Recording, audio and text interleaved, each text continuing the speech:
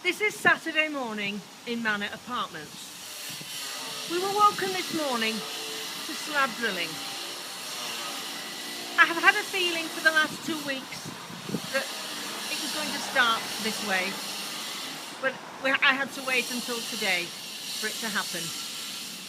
I don't know whether you can actually see smoke coming out of that window under the force of the slab drilling, but there is quite a significant amount of dust coming from that flat, floating upwards. This is Saturday morning. I've had to take 4 days off from the protest in order to have enforced gas central heating installed. But I'm back on Saturday morning, and the way things are looking, I'm going to be out tomorrow.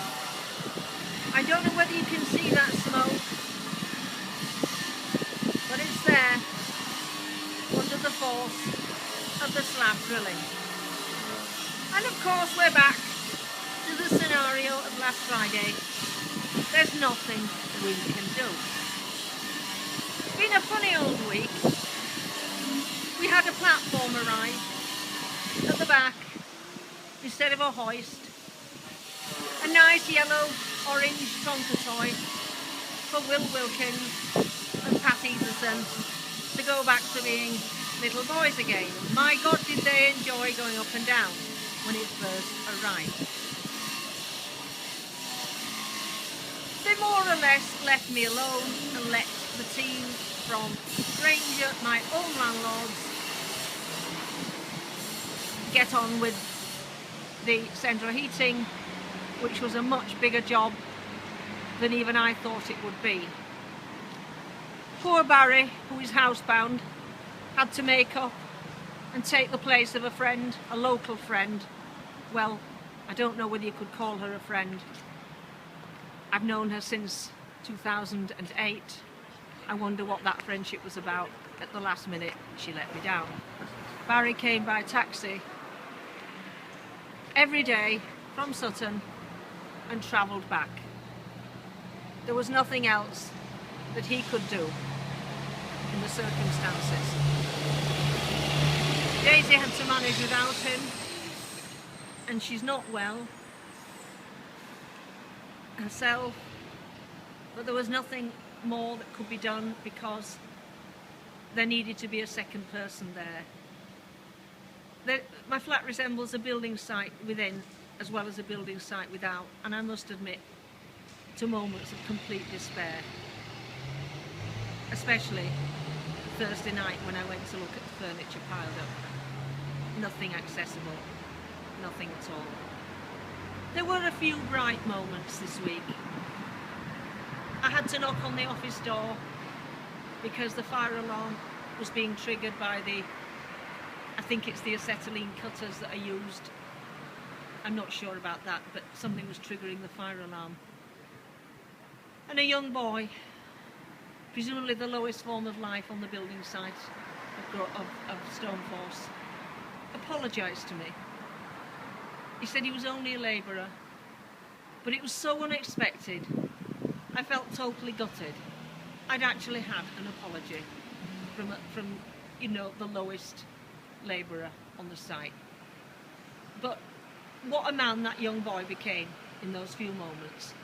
Bigger than them all. And thank you for that apology. It meant a great deal to me. We had a visit from the enforcement officer for Westminster, which was part to do with the enforcement for central heating, and he paid a visit to see that everything was going well.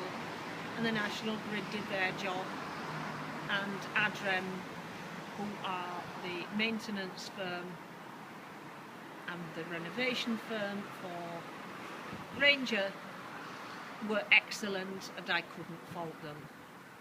The two labourers that piled my furniture up were lovely guys from India, but they don't know how to move furniture that well, and it's made a huge problem for me finding anything. The placard was lost. The placards were lost in the middle of it all, and the stand, and It was very difficult retrieving everything for my protest this morning. But I got out at 11, calmed the cats down. Barry did a very good job with the cats. Very good job indeed. And even my little white cat with Alzheimer's allowed Barry to stroke her. So they're all cooped up in the one room, which was the first room to have the radiators installed. And they've got Barry. I go out to get him a sandwich from Bruno's Deli. And Bruno, the manager at Bruno's Deli just up the road, makes him a wonderful sandwich. And I strongly recommend any builder or anyone to go there. Their sandwiches are great. Barry thinks they're wonderful. This is Saturday. The protest will catch a completely different audience. Visitors to the synagogue. The security man is standing there wondering what the hell I'm doing, but he's not interfered with my protest. No one has. I must admit I felt awful this morning, very low, hearing the slab drilling start at 8:20 and Rob on the roof. I could hear in the foyer as he left for work, giving them something back. I could hear him saying slab drilling, that's slab drilling Saturday morning. Poor Rob. He could hear it on the top, I could hear it on the bottom. I think there were 2, maybe 3 different sources of slab drilling. The look on the cats' faces said it all. It's been a tough week. It's been very, very hot. It's very cool today. Very, very welcome change in the weather. I didn't know this last week that things could actually get so bad. I wish I'd never, ever moved to this road. I used to love living on the Abbey Road. Not anymore. I sometimes wish that I didn't live here. So we're left, that's the situation. I wanted to give some kind of thanks to Barry for his heroic effort. To Daisy as well, who's not well. He's got colonic pain of some kind and she's got to have a test. She could have done with Barry being with her, but it's just one of those things. I was let down, and Barry and Daisy are the only friends I've got in this world. Susan St. John is a friend, but I can't ask her to do work here. She's got a job to do, but she's still a friend. And I don't include her when I say I've no friends.